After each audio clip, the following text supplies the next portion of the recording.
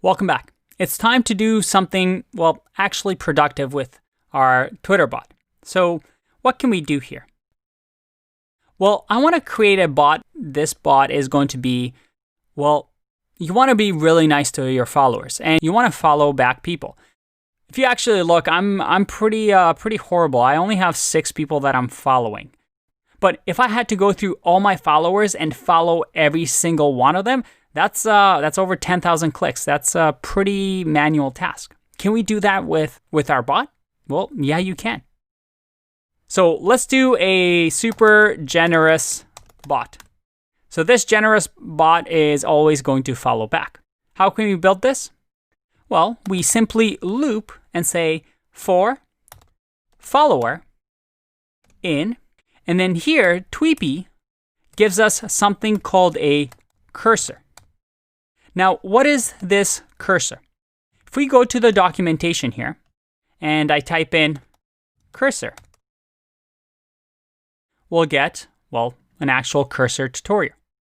If we read here, we see that we use pagination in a lot of Twitter API.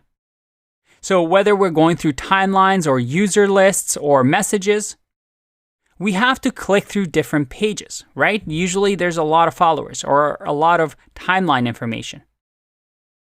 So the cursor allows us to, well, essentially in an easy way, go through everything on Twitter, whether it's through an entire timeline or through an entire followers list.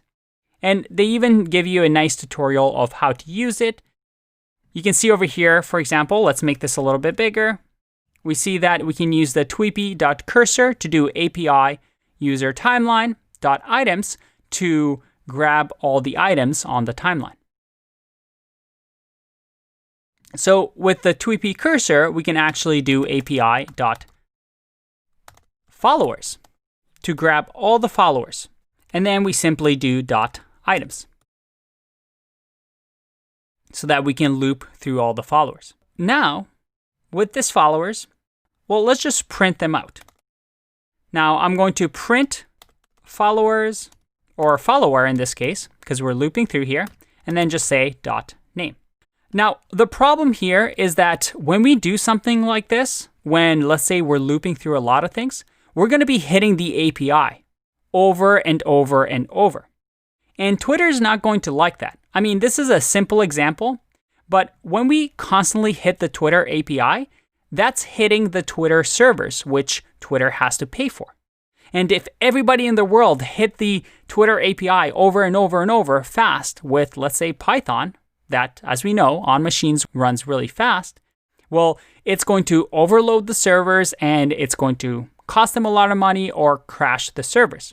So they actually implement something called a rate limit, where I'm only allowed to request the Twitter API, let's say every couple of milliseconds, so that it doesn't crash the server. And Tweepy actually allows us to work with this Twitter rate limit. So if I type in here, rate limiter, there's actually an error. You can see over here the rate limit error, which is raised when the API method fails due to hitting the Twitter's rate limit.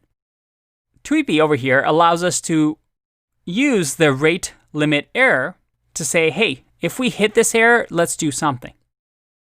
So I'm going to create a little helper function. I'm going to say define limit handle. So we're going to handle here the limit. And we're going to pass it the cursor, which is, again, the cursor that's going to paginate or go through the entire data of API followers. And we're going to do a while loop that says, while this is true, just keep yielding cursor dot next. Because cursor is a generator. However, whenever we keep calling next here, which by the way, internally, this is what the cursor is doing, is just constantly calling next and just keeps going until we finish our followers. However, if this is not the case, well, in that case, I'm going to say except, and we're going to wrap this in a try block actually. So I'm going to say try here, so we can catch this error. So try while true, and then except if we get a tweepy.rate limit error. Well, in that case, I want to pause and not hit the Twitter API so that we don't get in trouble and come back to it when we have finally gave it a bit of time. So we can actually do that with a built-in module in Python called time. And time allows us to do something really useful here. I can do something called sleep, which essentially says, hey, just pause this, whatever it's happening, just stay on this line for a few milliseconds. So if we do 1000, that's 1000 milliseconds or 1 second.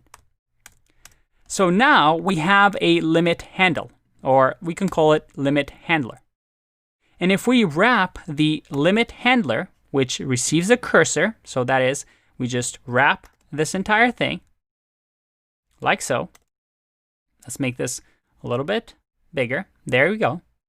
We now are able to not abuse and make sure that if we hit the rate limit, we take a bit of a pause instead of just getting errors. So let's see if that worked. I'm going to save and run our piece of code. Let's clear here and run this. All right.